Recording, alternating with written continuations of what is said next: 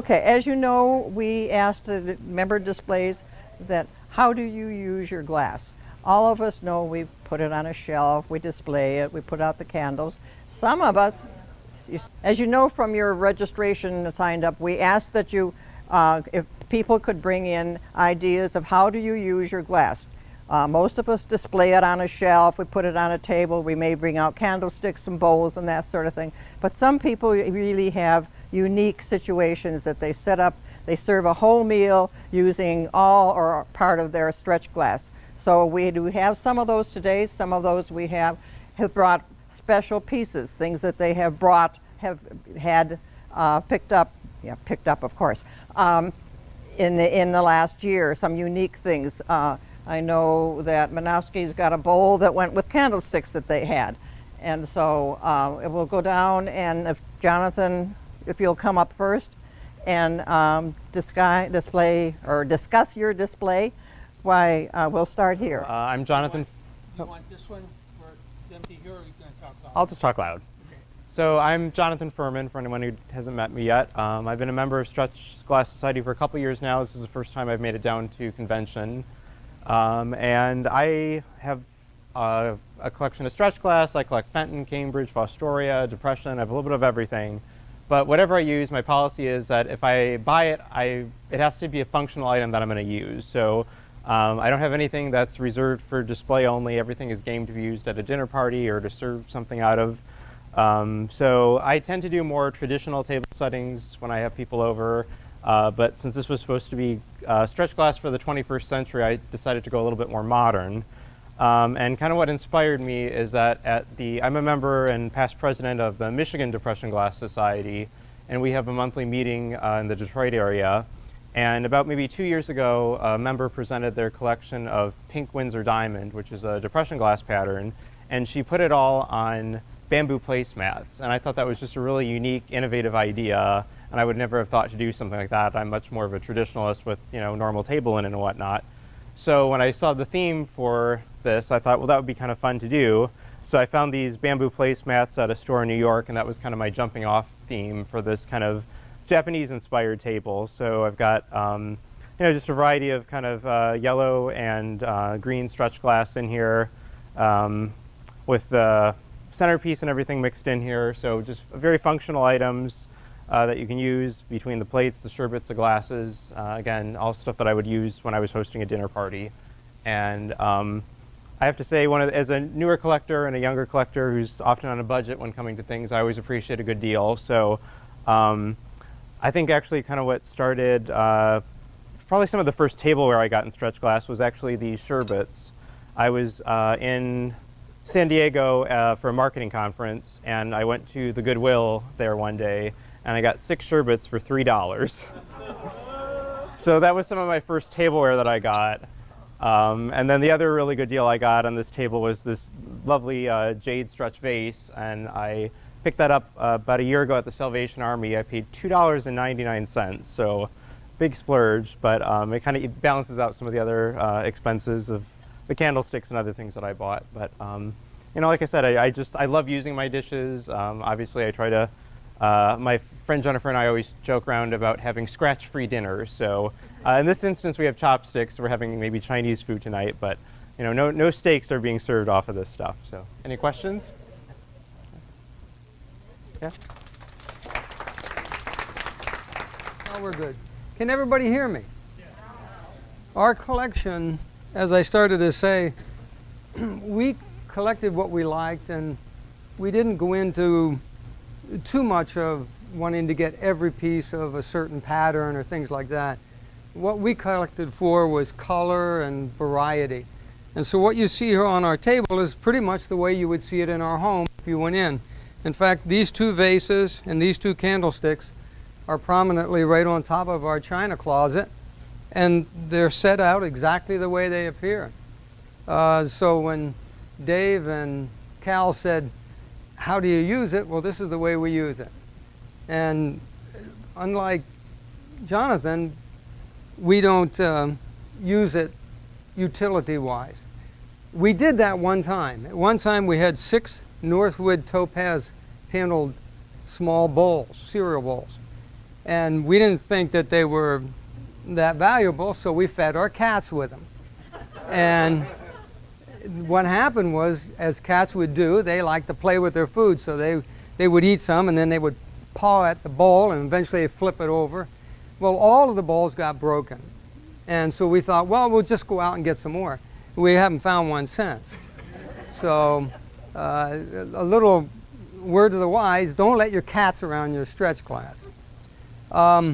This bowl here is one that I wanted to bring to your attention. Dave, Lancaster? This is a Lancaster ball that we thought was russet. How many people think that looks like russet across the room? Yeah. Yeah, we ran for it. And I thought, well, I'm going to have a bowl that Dave doesn't have, and I'll be able to tempt him with it. When we got there, we realized that it wasn't russet. In fact, it's actually, what would you call it, Dave? Lime green? Yeah, it's got a greenish tint. Yeah. Greenish tint. It doesn't fluoresce, so there's no uranium to speak of. It's got a lot of panels, more panels than it should. But Dave has assured me that it's a Lancaster ball. But I haven't seen a Lancaster bowl in this color before. So, They're all plain marigold as far as I know. yeah, so we're going to start a collection of Lancaster bowls in this color. And this is it. My wife had this beautiful grape holder. They make these, they're contemporary, you can find them today. We found this in a thrift store, and with our good luck, it just happened to fit perfectly, so that's the way it's displayed at our house. One of the other things that we got, and I'm going to gloat over this a little bit as my prized possession right now. A couple years ago, I described how I got these, and there was a point of contention in that there was a guy between me and my candlesticks when I got them. That was his unfortunate demise. My wife says that I punched the guy. I didn't punch him. I just kind of pushed him aside to get to these. And anyway, the police report says that I was totally without guilt. So at some point in time, we decided we had to finish it. We tried once and got a bowl that we thought was what we wanted, and found out that it was flame and not mustard. So as you can see, we did find the mustard bowl that goes with these candlesticks. It is from the Fenton Museum, has the Fenton Museum number on the back. It is the true mustard with the bright red.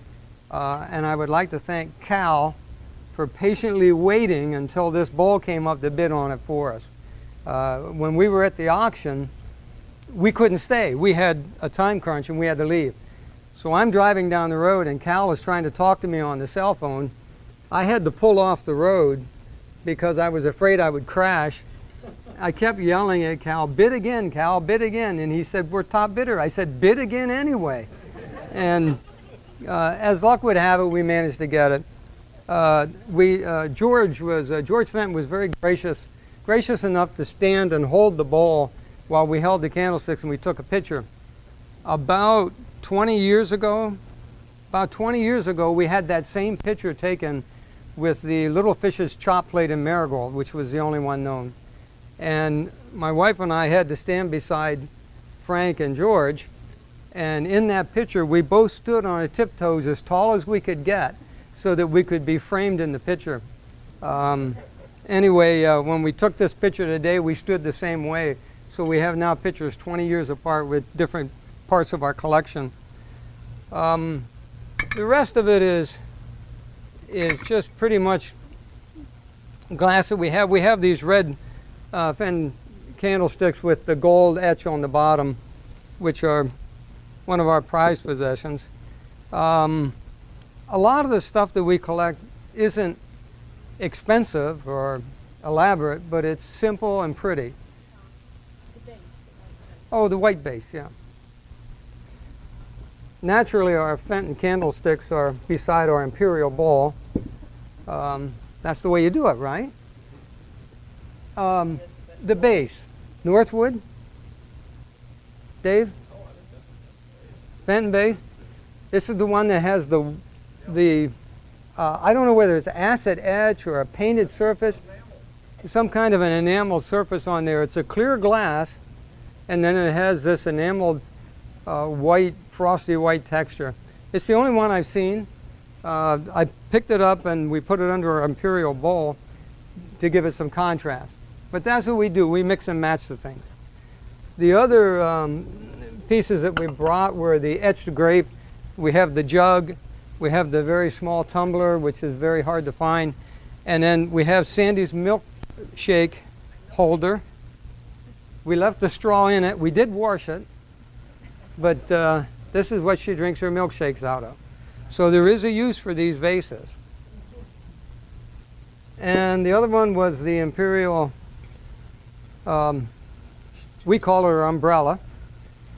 Slightly different. Dave told me that this one is kind of not flat and kind of not cupped up, so it's another one of those rare but so what type things.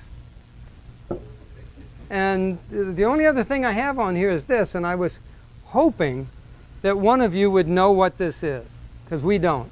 We've had it for about 8 years and we can't figure out what it is. It has a blue applied rim, has a blue twisted stem. The actual sherbet is made in 3 different pieces. It's iridized. It has panel optic on the plate. The plate is polished off on the bottom. And my best guess is that it's Steuben. It could be Duran. Italian. Italian? Yeah, I had Vaseline ones very similar to that I sold 10 years ago, and they were Venetian. And Steuben copied that look. So there are pieces very similar, but they were making, in the Murano area, they were making a number of them with in different colors. But very much, when I saw them on the table there, I was like, oh wow, those are, and I'm pretty sure, I would say Italian, definitely. I'm hoping that when Tom Byrne gets here, he can confirm your analysis and let us know who made them. Quality and very high end. It was very high end glass at the time too. Yeah. So. Yeah, we found these in a junk shop, and the person had $7 on the set. So we decided we had to get it. Oh, yeah. We couldn't let the orphans sit there. And that's about it. It's about all we have, all we brought. Thank you. All right. We also display our glass. We do use some pieces for serving and some pieces daily for drinking wine glasses, and milk and whatnot. But they're non-iridized for the most part. So the rest of it's just collection. The first 2 pieces I'm going to show are Imperial Jewels that came from the Bill Crawl collection, the auction in March, I believe it was. And these were kind of hidden under a red plate, and they were in a lot of 5 pieces, and the other 3 pieces were totally unrelated to what this was. And they're 2 of the most striking color-wise pieces of Imperial Jewels I've ever seen. If any of you are listening to hear me listen to me talk about Imperial Jewels before, I often talk about how close Pearl Ruby and Pearl Green is, and how hard they are to tell apart sometimes, and how Pearl Green is always called Pearl Ruby by almost everybody. Well, anyway, I don't know what color to call these. I believe that the factory either started out to make Pearl Ruby or perhaps Pearl Green, but I don't know what to call them today. They're just brilliantly colored pieces of glass. They've got a lot of orange, a lot of gold in them. A number 35 card receiver, and they also call this a card receiver. That's a number 41, a couple inches bigger. Here I have a New Art shade by Imperial. This is also Pearl Green. I had just not seen this particular shade in a pearl green before. Saw it in the white and the pearl ruby. And I think this came from a Tom Burns auction. Paid entirely too much for it. Another piece of Imperial Jewels. This is a #1 vase, which in itself is a pretty common vase to find. The basic vase is a pearl amethyst, and but it has opalescence. It has an opalescent top edge, and there you can see opalescence in the base. It's only one of 3 pieces that I know of in Imperial Jewels that has any opalescence to it. I own one other, and Tom Manaski owns one also, different styles. This is a number 727 bowl by Imperial, pink stretch with the gold decoration that I don't think I've seen this particular decoration on this bowl before. I think Dave mentioned it, that he hadn't seen it at least on a server. And last but not least is an Imperial pin tray. Sometimes just called a paperweight, a pin tray, a paperclip tray.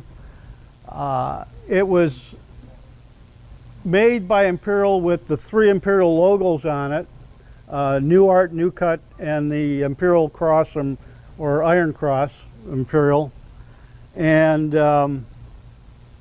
just says Imperial Art Glass on the front and some other Imperial Glass Company on the other side. The speculation is that it was made by Imperial and given as gifts to employees for Christmas. I've heard it was for gifts to salesmen. I've speculated that perhaps it was gifts to good customers. In any event, I think it was made to be a giveaway by the company. I don't think they would have sold too many of these for decorative purposes. But the significance here is up to this point, I'd only seen these pin trays in pearl amethyst or the dark amethyst color. And this gentleman posted this on the Imperial Facebook page one day. It was Carnival week, and the people were encouraged to put their Carnival up. And he posted this and said, "This is my only piece of Carnival, Imperial Carnival." And I said, "Well, that's a different color." So I private messaged him, we emailed, I arranged, this was maybe in June of last year, I arranged to go see his collection with my wife. He lives in Pottsville, Pennsylvania. We were up that way. And I said I'd love to come by and see it. And I really just wanted to identify the color because I thought it was pearl green, which I've declared it pearl green rather than pearl ruby. And he just made, I never thought I would walk away with it, but he made a great offer. So that's it.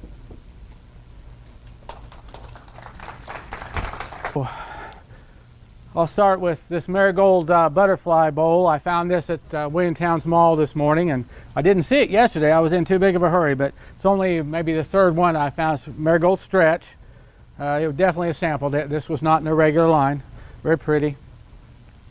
Then I want to start out by saying, years ago when I first started collecting Carnival glass, I learned right off, and you look back there, what we'll see in the banquet tonight, iridescence and quality of color can make a big difference in price. I mean, it can mean the difference between a $100 item or a $1,000 item. And, you know, it can make a big difference. Unfortunately, I learned the hard way that rule doesn't generally apply to stretch glass. A lot of stretch glass people, if it's got stretch on it, if it's super iridescence, it just doesn't make that much difference in price. And it also doesn't necessarily apply to contemporary. But the reason I mention this is because these were made in 2005, so I waited 13 years to find one of these that I really, really, really liked. I must have looked at 100 of them and I just didn't really think they were all that good, but this one is super all the way around. So I did go ahead and get this one, both in stretch and the quality of the iridescence. This is the only one of these. That's the first. Huh? And the reason why is that's the first. Notice where it's sitting. Where it's sitting. It's sitting on the rim rather than on the Okay. in the bottom. So they made this one right. Yeah, that one's a first from the factory. Oh, okay. Okay. This spruce green, I've seen the color, but I'd never seen it with on a holly plate with stretch iridescence. Gary said that he had one, and I think Tom Minoski said that he has one of 3 red stretch holly plates, but they didn't make very many holly plates with the stretch iridescence. Really pretty. I snuck this one out of a Thomas Burns auction a couple of months ago, and it's the only large candy dish that I have heard of in red. There's a few small of the smaller size, but anyway, very pretty. And like I said, Tom didn't advertise it to the stretch people, so I kind of snuck that one away. But anyway, we'll see. Green, olive green. This is U.S. glass, so it wouldn't be called russet, but this is one of my favorite colors. And I've got the large one, and this is a rare color for U.S. glass, but I had never seen this small comport in this color, so I feel like it's fairly rare. This I bought a week ago in Jefferson City, Missouri, and it turns out the consensus seems to be this Westmoreland. You can see it's got a crackle iridescence, and I didn't think it was old, but apparently it is old. And it's got a white crackle iridescence, very pretty, and apparently pretty rare. This I thought was very pretty, from Imperial Mold, thumbprint, and what's it called? Thumbprint and something. Anyway, signed George Fenton in '99, and they did a very good job on the wisteria. I thought it was very pretty. But, and let's see. This does have some iridescence to it, and it's at least it's related to the Pomona. But it's got the black base and the white, and then the decoration on the inside. I thought it was very pretty. So U.S. glass comport. And I guess that's it. Okay. Thank you. I'm Bob Hinkle, the Vice President of the Stretch Glass Society, and this is one of my favorite parts because I like to exhibit. And I got a lot of that training through the garden club work that I have. And I would call what the table that you have seen an exhibition table, as I would the one with Frankie. And then I would call mine a functional table because it actually does involve the use of food, and you even have the menu plan, and it shows how it's served, and I'll explain that in just a minute. This table, I centered around the candy dishes, which is one thing I love to collect, and then also a collection that I have of Gibson girls. I didn't bring all of the Gibson girls because I really wanted the display to focus on the stretch. But Charles Dana Gibson, who actually didn't die until 1947, who became the editor and then later the owner of Life magazine, he was an artist, and he created he created the Gibson girl, which was the epitome of womanhood about the turn of the century. She got us through World War I, and so therefore she is in the period that we have stretch glass. The center of the table is the bride, and that was the Gibson girl ideal. She was to marry, but the one key was she was to marry well, and then she wasn't able to work anymore. Even state laws, you could not teach school once you were married. You had to give the job up. Here is a secretary or stenographer, an actress. That was the one thing that possibly could go along further, but generally when the Gibson girl married, her next approach was motherhood. She would have tea with her relatives or neighbors, And she could play golf or she could be athletic, but she was completely, dressed to the nines when she hit the golf course. One thing that was interesting is she could wear swimsuits, short swimsuits. The difference being that she had to have a cabana that would actually back up into the water, and she would go into the water through the cabana and then get back into the cabana, but she was not, she didn't want to. She was not permitted to stroll the beach in her swimsuit. She'd have to dress in the cabana, and then she could stroll along the boardwalk. But I think that's very interesting.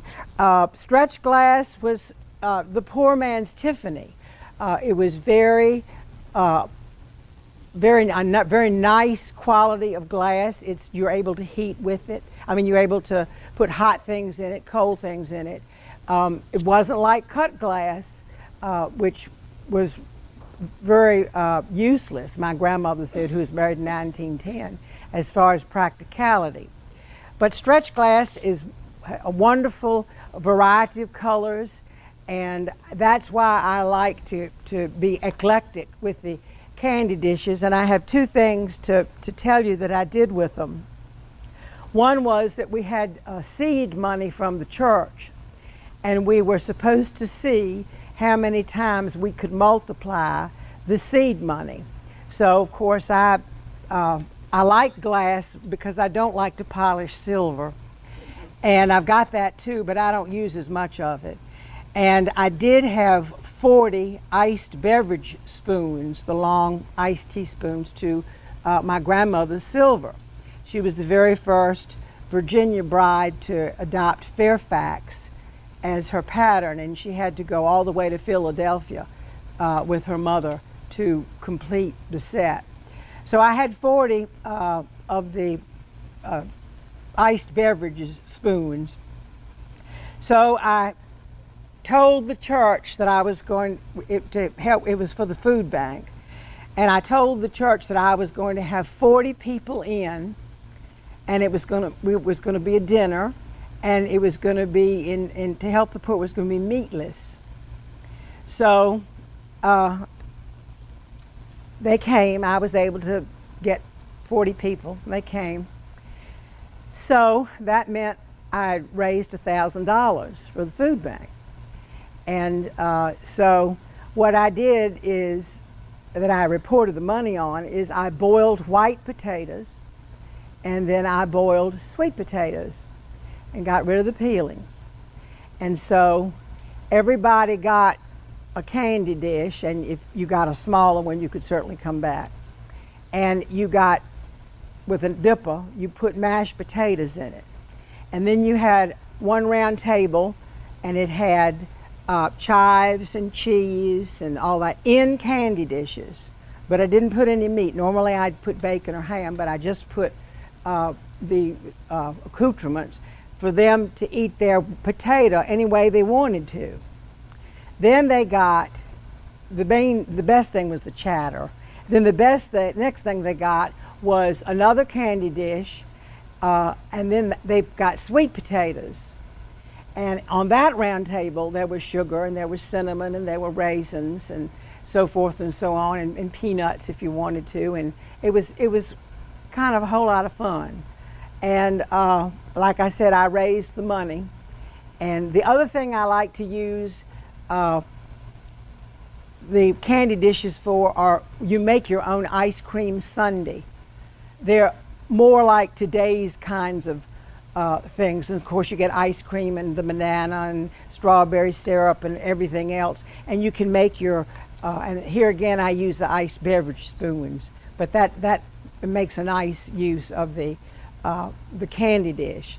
So what I've done is I put out the different candy dishes, and to show how they can be used in every room in the house. They can be used in the bathroom to hold Band-Aids or Q-tips. They can be, and you can use the top if you want to keep the Q-tips, sanitary. They can be used at your desk to hold rubber bands or paper clips. They can hold the artificial sweetener. They can be used in the bathroom for your manicure set or your hairspray, Band-Aids, drinking straws, and even when you garden, you can put your clippers so they're always in clear view and you know where they are. And God forbid that we ever should use them as candy dishes, but that's also a possibility. So please help yourself to the candy that's out here in the front, and when you go home, maybe you'll enjoy your stretch just a little bit more. I think that's the beauty of it, is in the use of it. Occasionally I do break a piece, and there are some that are behind not locked, but behind glass doors, but they're just as apt to get broken when I clean it as they are if I put it on the table to enjoy it. Okay, Jeff Hodges is not with us, and Jeff always had a wonderful dinner display, so I decided I would also do a dinner using the stretch glass to show how I like to blend stretch glass and also the new and the old stretch glass, as well as contemporary glassware and even glass that's much, much older than stretch glass. The first glass I ever collected were goblets, and I probably have between 200-300 goblets and love them. So that way I get to drink out of a different goblet every day, and if somebody breaks one, it gives me the excitement of looking for that particular one again, and I don't have sets of anything in particular. So they haven't broken up a set, and they're not embarrassed by breaking one. I have chosen to use this wonderful Fenton piece, which I have just recently come on, and I have decided to put tomatoes in it because it's a spaghetti dinner. And then I use perfectly plain white china that came from Walmart, but it's heavy, and I use it as a charger, and that picks up the white of the tablecloth that's still exposed. I found this grand silverware, and you can't have any because it's all gone, but it's from Walmart too. But it looks like stretch glass. It's iridescent, stainless. And then I used different color of contemporary wines, and I have the gold, which picks up the cloth, and then the purple, and then the green, and then the burgundy. This is a contemporary piece of stretch that came from the auction, and it's really, really heavy. There's one on the table, that was the one extra one, and this I would put my spaghetti in and the sauce. And because everybody wants salt free, I use my little salts that are the Fenton Celeste Blue for the Parmesan cheese, and all you have to do is to dump it on top of the spaghetti, and that way I don't put that shaker on the table that comes, you know, from the store and has writing on it. You can't have that on the table, no indeed.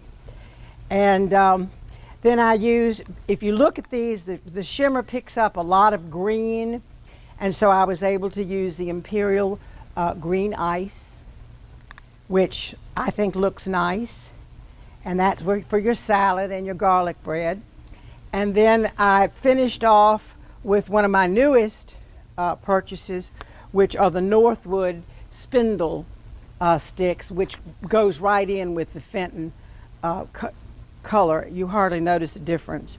And then going back to the first glass that I ever collected, these of course are pressed goblets, early pressed goblets that we enjoy using. So this belongs at present to Tim. He's researching what it is, and people were talking about it and commenting. They didn't think it was particularly pretty, and I think it's one of the most beautiful bowls I've saw. I'd like to know what it is. I'd like to know if it's going to be able to be used, because that's what I would put the pasta in, which would be hot. And I'm scared to do it until I know what I've got. So that's my table, and I use stretch glass everywhere in the house, but in particular in the dining room, and I'd repurpose what I have and just enjoy using it for everyday wow. And the more you use it, the more that you enjoy it. I do not put it in the dishwasher. I do wash it by hand, but I have to do that with so much of the china that we have anyway because of the gold, and also the gold that it's on some of the early goblets and so forth. You don't want to lose that. And if I could find a restoration process that I could have that fixed, that would be wonderful on some of that beautiful the gold on the goblets. All right, are there any questions about what you see? I can answer them in front of everybody, or you can pull me to the side and ask later. Thank you. Hello, my name's Zach. I've been addicted to collecting glass since I was 16, and I've collected all kinds of different glass. Wasn't really into stretch until a few years ago, and I lucked out and I went to a show before Joanne did, and there was a dealer there, and he had 10 saucers and 5 coffee cups and a creamer and a candlestick in Vaseline stretch, topaz stretch. And he wanted $55 for all of it. And I was like, oh, I've got to get that. And I had a couple pieces of stretch, but not much. And I came up with this idea. First, I was going to do satin. I had a full collection of Vaseline satin, and I was going to do a dining room with it with black lights. And when I got the coffee cups, I knew how hard those were to get anyways, and I was like, nope, it's got to be stretch. So it's been about 6 years now that I've been collecting stretch. And every Halloween, every October, I do Frankenstein's dinner party in my dining room. And the main table is all stretch, and then there's all Vaseline around, and I have black lights, and that's the only light in the dining room. And we have a couple parties, and we have friends over, and people are just amazed by the glow and the color of it, and you know, they have no idea what it is, so I get to explain it to them, and it's very cool, and it's a lot of fun. I found that, you know, I've been very lucky because I've found a lot of good pieces, very reasonable and in a short amount of time. But it's something that, you know, you just keep looking and it comes to you. It seems like it finds you, and that's what it's been with me. I made Frankenstein. He's, like I said, he sits in my dining room. He's in the basement for most of the year, and then he sits in my dining room for Halloween. And it's fun. And now with black lights, I used to use fluorescent black lights, and the effect was good, but now the LEDs are coming out and they've come way down in price, and you can see how the glass just reacts to those LED lights. And it's a lot of fun. It's a lot of fun. So I guess that's it.